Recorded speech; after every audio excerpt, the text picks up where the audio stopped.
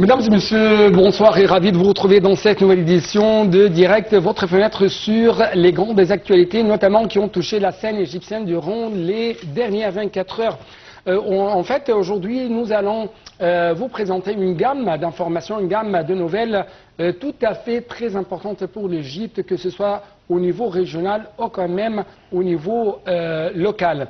Bien sûr, j'ai en compagnie, ou j'ai actuellement durant ma compagnie, Monsieur Ahmed Lessi Nassef, notre grand journaliste, écrivain, expert dans le domaine économique et politique. Vous êtes toujours le bienvenu. Merci bien, ravi d'être avec vous. Merci beaucoup pour cette présence au studio de NAL TV International. Et très rapidement, chers téléspectateurs, nous devons commencer cette, si je peux dire, nouvelle tournée dans le monde égyptien par les activités présidentielles. Cette fois-ci, on trouve que Monsieur le Président a reçu un appel téléphonique du prince Mohammed Ben Salman, prince héritier et Premier ministre saoudien. Au cours de cet appel, Monsieur le Président, le prince Mohammed Ben Salman ont souligné les liens fraternels historiques reliant l'Égypte et l'Arabie Saoudite. Ils ont de même examiné la situation prévalente dans la région, les moyens de renforcer l'action inter-arabe face aux défis qui affectent la paix et la sécurité dans la région. Monsieur le Président, mais aussi le prince héritier saoudien se sont accordés sur la nécessité d'aboutir à un cessez-le-feu immédiat dans la bande de Gaza et de stopper l'escalade dans la Cisjordanie, de crainte de l'expansion du conflit, mais afin de récupérer la stabilité dans la région. Donc, ma question actuellement à poser à vous, Monsieur Ahmed Lessi Nassef, c'est comment vous trouvez l'importance d'avoir une sorte de relation de plus en plus étroite et une coopération de plus en plus étroite entre l'Arabie Saoudite et l'Égypte dans ce temps? C'est énormément important d'avoir ce genre de relation ces jours-ci, parce qu'on est en train tous de voir qu'est-ce qui est en train de se passer dans notre région.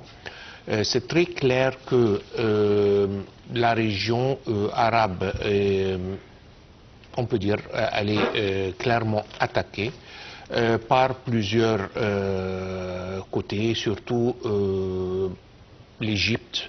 On voit par exemple ce qui est en train de se passer à Gaza, donc avec nos confrères palestiniens, et tout le monde est au courant des massacres qui se passent quotidiennement.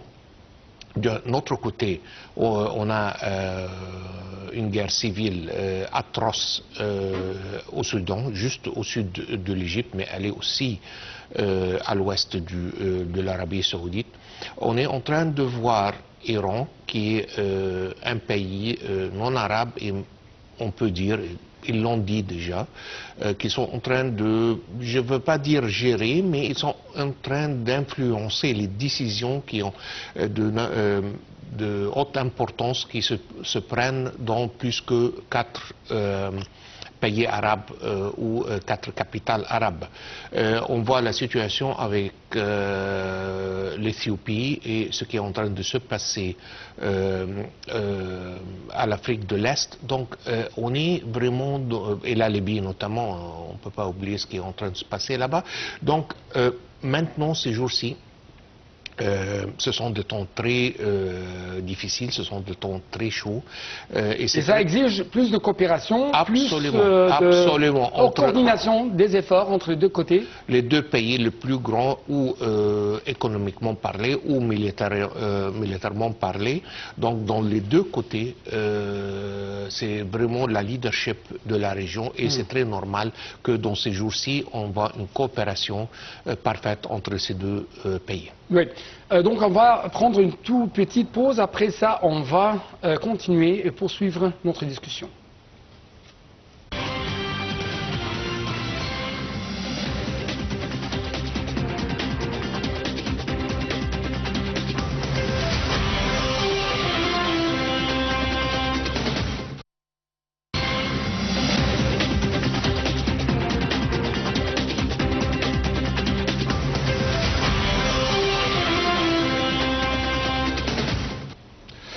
Donc, chers téléspectateurs, c'était l'appel de la prière du Maghreb, de crépuscule selon l'heure locale du Caire, et de, si je peux dire, de retour à notre discussion qu'on a aujourd'hui. Il y a une gamme de sujets, une gamme de nouvelles.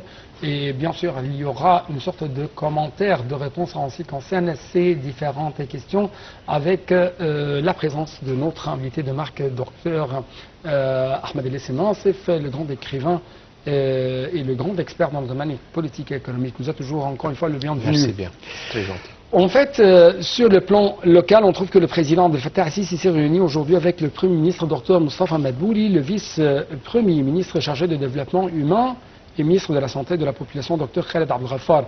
Lors de cette réunion, le chef de l'État a passé en revue le projet national de développement humain qui vise à renforcer l'investissement dans le capital humain. Monsieur le Président enjoint de finaliser la formulation des axes du travail d'initiative, soulignant que le capital humain constituait la véritable richesse de l'Égypte et qu'il faut développer.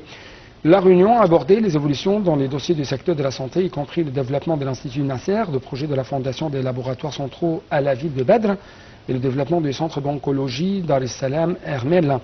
Monsieur le Président, en outre, enjoint d'achever rapidement la fonction et le développement de 30 hôpitaux et 500 unités et centres médicaux dans les gouvernorats de la deuxième phase de l'assurance maladie universelle. L'entretien a également abordé les efforts du gouvernement visant à développer l'investissement dans le domaine de la santé en Égypte.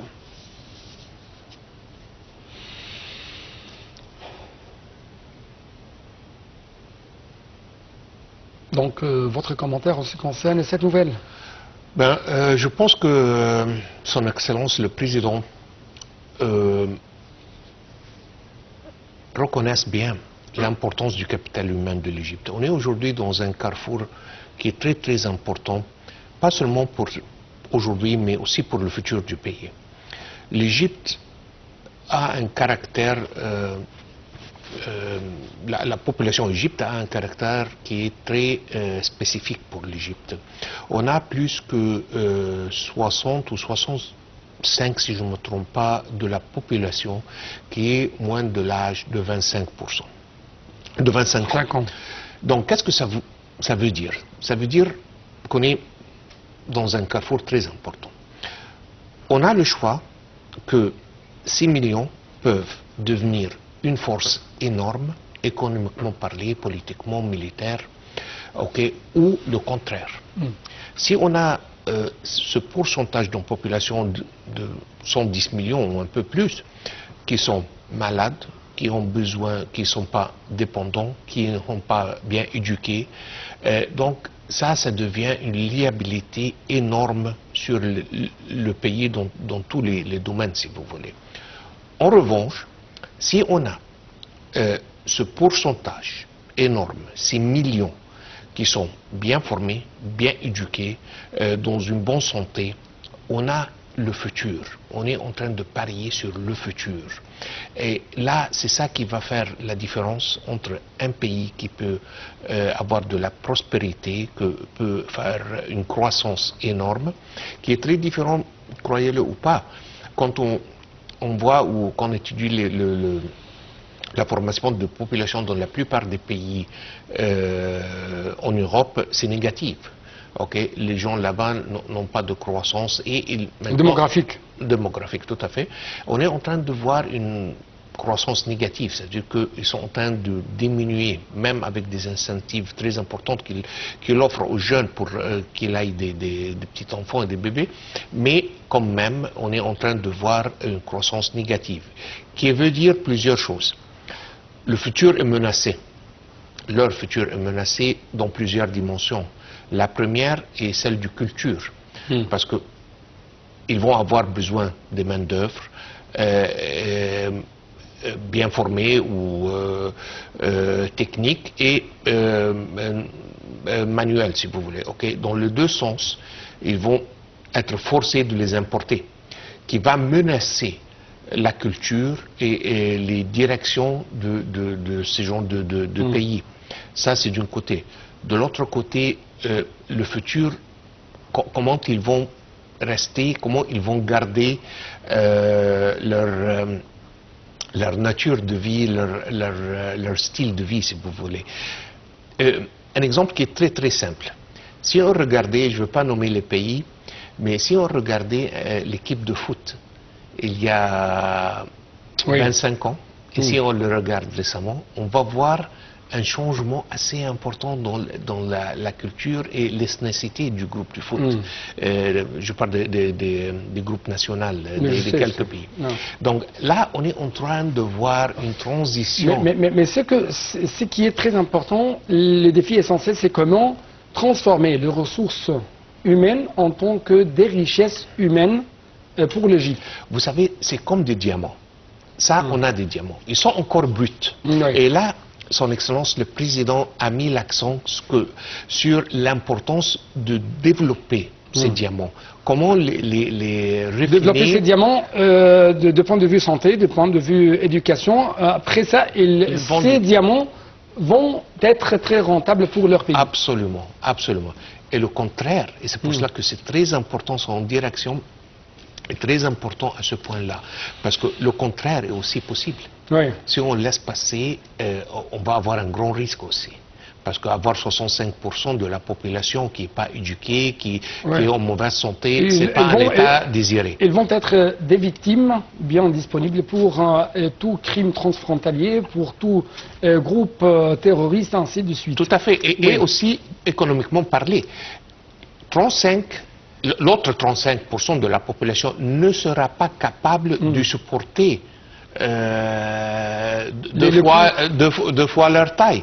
Donc on a besoin que les jeunes qui sont en train de grandir aient les capacités techniques ou autres pour qu'ils soient capables de gérer le pays et le prendre au niveau prochain. Oui. Actuellement, je dois proposer à nos chers téléspectateurs les activités qui sont faites et qui sont déployées par M. le Président durant les derniers jours.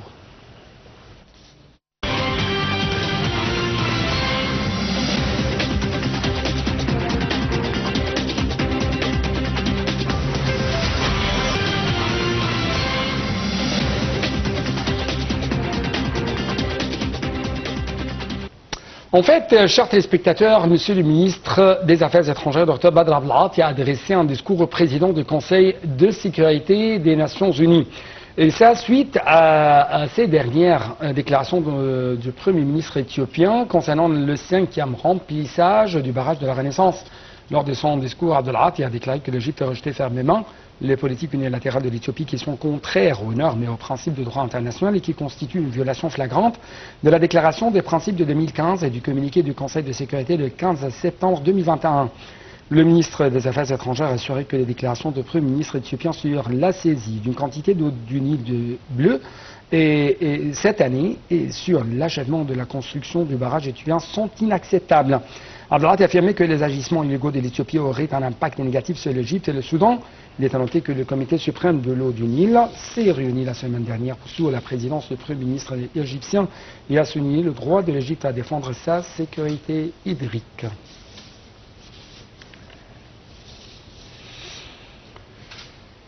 Donc, comment vous avez observé ces remarques égyptiennes vis-à-vis de ces attitudes éthiopiennes? Très claires, elles sont bien placées parce que on est, si je ne me trompe pas, depuis 2012, on est en négociation dans nos confrères en Éthiopie et malheureusement, pas grand-chose a été achevé ici et malheureusement, ils sont en train de continuer unilatéralement de prendre des décisions qui sont en train et qui vont affecter négativement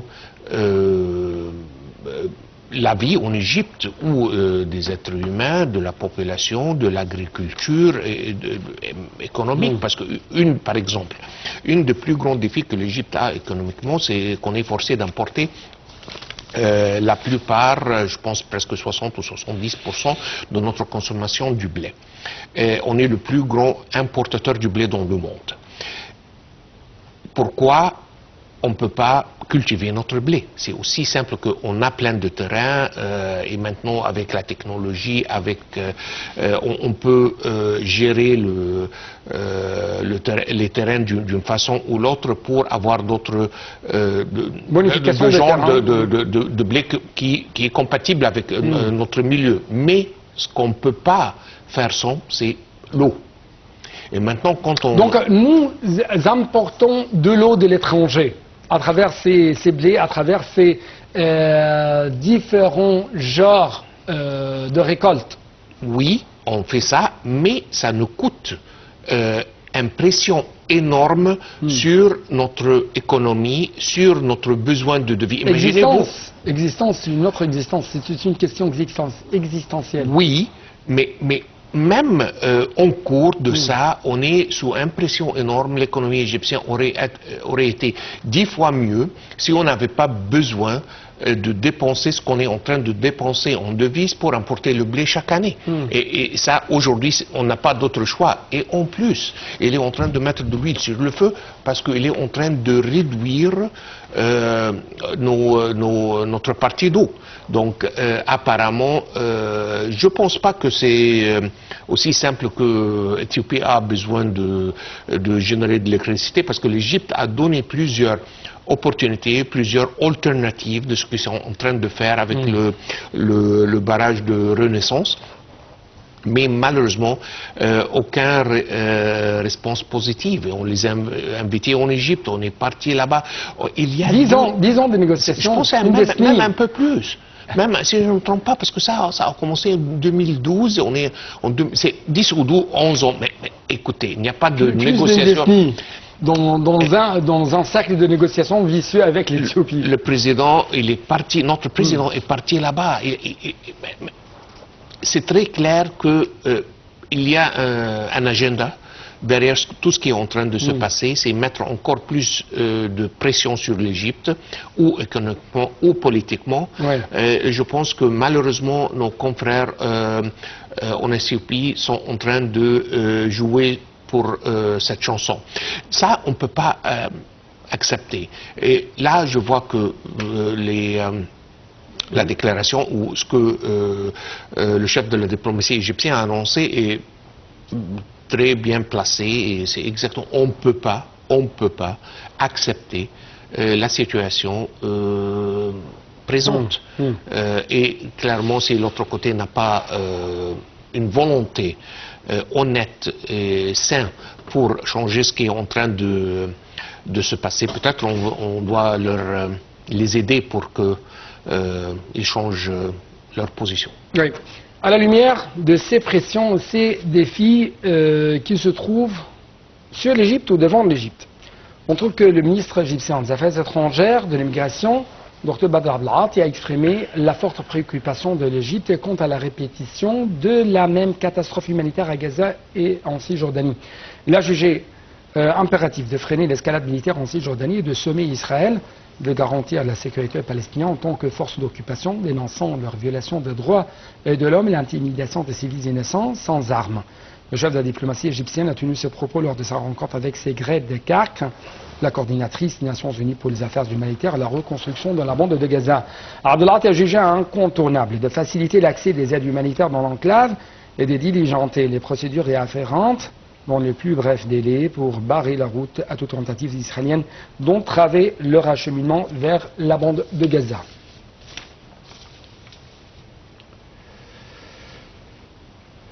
D'autre part, on trouve que l'Égypte a condamné fermement les agressions israéliennes en Cisjordanie, tuant des dizaines de Palestiniens au cours des derniers jours. Dans un communiqué du ministère des Affaires étrangères, l'Égypte a martelé que les forces d'occupation devraient rendre leur compte pour ces violations, notant qu'Israël doit respecter ses engagements légaux en tant que force d'occupation. L'Égypte a de nouveau mis en garde contre les dangers de la politique de territoire incendié qui vise à démanteler tous les facteurs de l'établissement d'un État palestinien à l'avenir, dissipant ainsi tout espoir restant dans le cœur du peuple palestinien qui rêve de récupérer ses droits usurpés.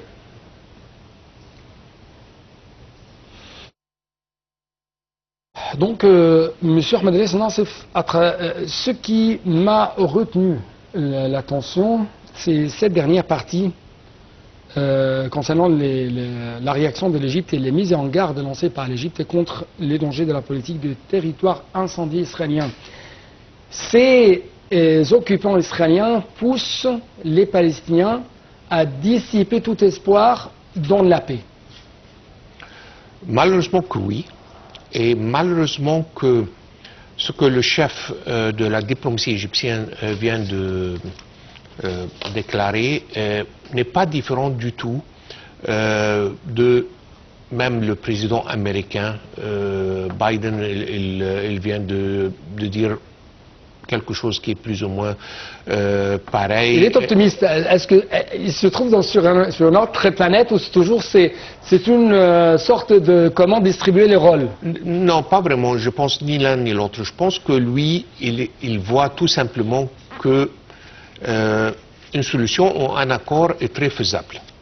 Et c'est pour cela qu'il est optimiste, parce qu'il n'y a pas de grand obstacle. Là, le seul obstacle, et c'est ça la réalité des choses, c'est que le Premier ministre israélien, lui, personnellement, même contre son état-major, le chef de son armée, même contre le chef de l'armée israélien hier et aujourd'hui, il a fait des déclarations contre son Premier ministre qui démontre que il y a on a un conflit même interne. Donc pratiquement tous les chefs d'État dans le monde, y inclut le chef d'État des États-Unis, tout le monde dit que cette guerre, ces atrocités doivent s'arrêter. Malheureusement, le Premier ministre israélien aujourd'hui ne veut pas les arrêter pour son gloire politique, si vous voulez, pour son risque politique, parce que lui risque... Se sauver la face seulement? Non, c'est beaucoup plus que ça, parce que lui, il va partir en prison, parce qu'il est accusé dans plusieurs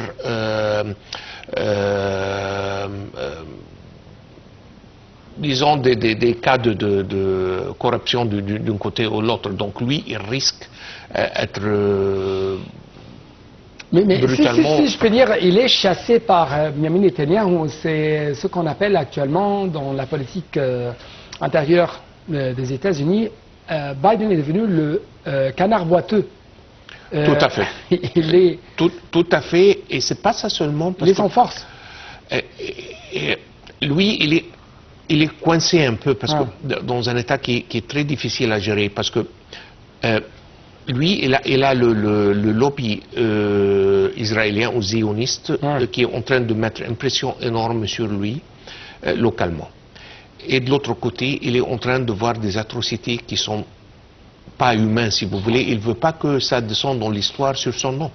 Donc là, il est coincé dans une situation qui est très difficile à gérer. Et lui, alors... C'est la comédie, si je peux dire, c'est la comédie noire. Ce qu'on trouve... c'est très noir, je ne suis pas sûr si c'est de la comédie ou non, mais c'est très noir. J'aimerais passer à un autre sujet. Il s'agit de ce corridor énergétique qui doit être fiable entre l'Égypte et le Chypre. Donc un reportage sur ce sujet. Après ça, les analyses avec notre invité.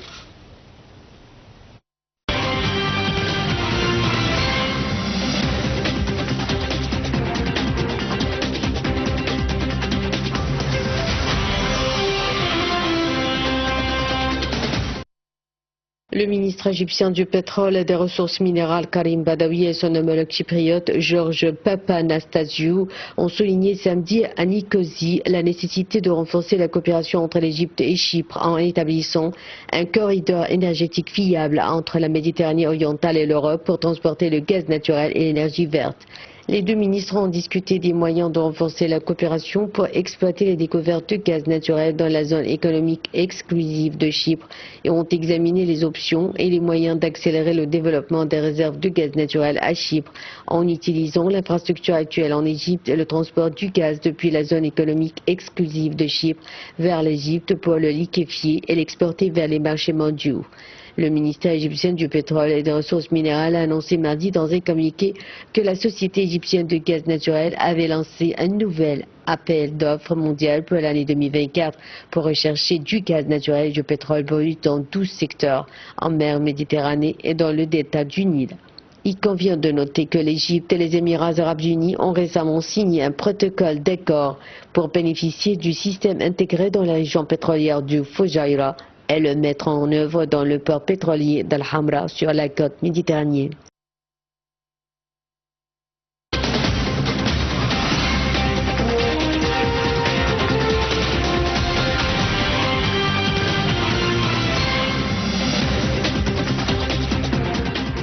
Donc, M. Ahmed Nassif, comment vous lisez l'importance de la création de ce corridor énergétique entre l'Égypte et le Chypre? C'est énormément important parce que sur deux voies vraiment.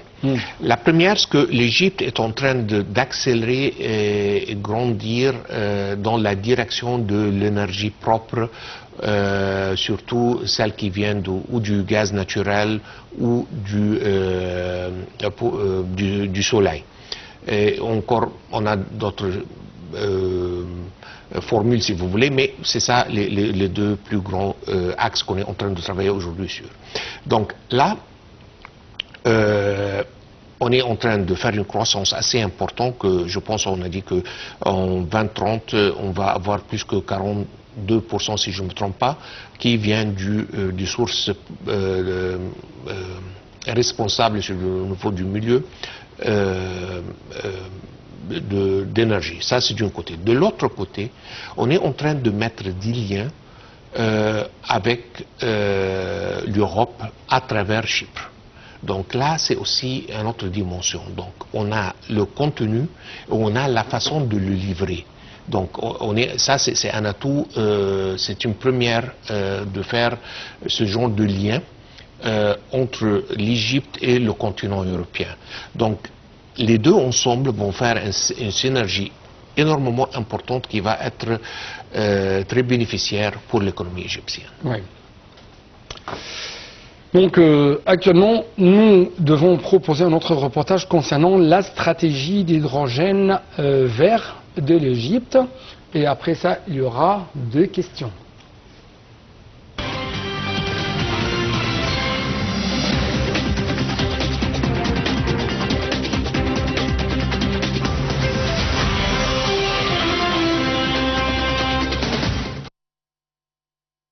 Le gouvernement égyptien a annoncé jeudi 15 août la publication de sa stratégie nationale pour l'hydrogène bas carbone.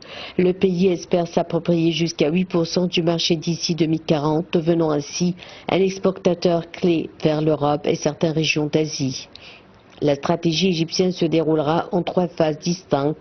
La première, au cours de la présence des Sunnis, consistera en la mise en œuvre des projets pilotes visant à établir les bases de la production d'hydrogène à grande échelle. La seconde phase, prévue pour les années 2030, se concentrera sur une montée en puissance significative de la production d'hydrogène avec pour objectif d'atteindre une capacité de production de plusieurs gigawatts. La troisième et dernière phase devrait débuter dans les années 2040. Elle vise l'intégration de l'hydrogène dans l'ensemble de la société, en particulier dans les secteurs de l'industrie et des transports. Dans le scénario de base, la stratégie hydrogène égyptienne vise à produire 1,5 million de tonnes bas carbone par an d'ici 2030, dont 1,4 est dédié à l'export. Celle-ci devrait ensuite atteindre 5,75 millions de tonnes à l'horizon 2040, dont 3,75 millions de tonnes dédiées à l'export. Une ambition, ce qui nécessiterait 48 gigawatts de capacité d'électrolyse, 72 gigawatts d'énergie renouvelable supplémentaires.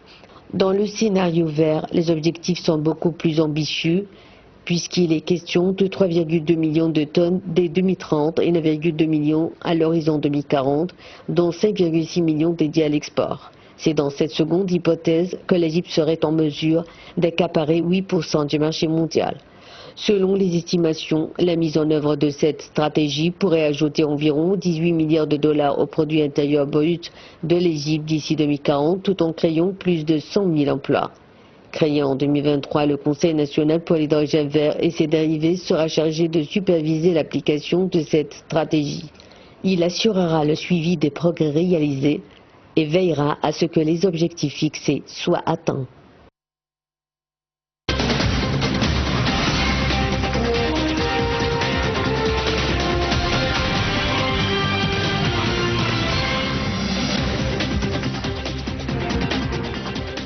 Docteur Ahmed Nassif, quelle est votre grande remarque en ce qui concerne cette stratégie adoptée par l'Égypte envers l'hydrogène vert? Et une deuxième fois, c'est une stratégie très correcte qu'on marche cette piste, parce que je pense que l'Égypte peut être juste comme l'Arabie Saoudite dans les années 70. Maintenant, avec l'accent et l'importance que tout le monde est en train de mettre sur l'énergie verte, que ce soit l'énergie solaire, énergie du vent, hydrogène vert, mais maintenant c'est ça la mode, si vous voulez, c'est ça la direction du futur. Et là, l'Égypte est en train de se mettre dans une position de leadership qui est énormément important pour le futur du pays. Quand on a une vision dans 2030 qu'on aille presque 42% de sources d'énergie en Égypte qui vient de l'énergie verte, ça nous dit qu'on est, comment dire, on part très rapidement dans la bonne direction. Donc c'est très positif, ça prend des investissements énormes pour commencer. Et ça représente un point d'attraction pour le marché égyptien. Tout à fait, parce que très rapidement, et ça a déjà commencé, les sociétés vont être, toutes sociétés de production vont être forcées, si vous voulez, de vérifier et prouver qu'ils sont en train de produire ce qu'ils sont en train de produire par d'une genre d'énergie verte. Et le plus qu'on produise de cette énergie, le plus qu'on peut attirer des investisseurs qui vont venir installer leur usine en Égypte pour profiter de ce genre d'énergie. On peut faire une sorte de valeur ajoutée sur la production d'hydrogène à travers l'industrialisation? Tout à fait. Ça a déjà commencé comme des certificats qui ont traité dans la bourse pour justifier ou expliquer le pourcentage de valeur ajoutée, donc n'importe quelle production qui vient de l'énergie verte. Et ça va développer. Je dois vous remercier infiniment pour de telles explications. Merci beaucoup. Merci à vous, c'est un plaisir toujours. Merci. C'est pareillement pour vous. Merci, chers téléspectateurs. Mais je dois quand même clôturer cette édition par ce reportage. Égypte et futur grand fournisseur d'hydrogène vert en Europe. Donc les explications tout de suite. Merci, à la prochaine.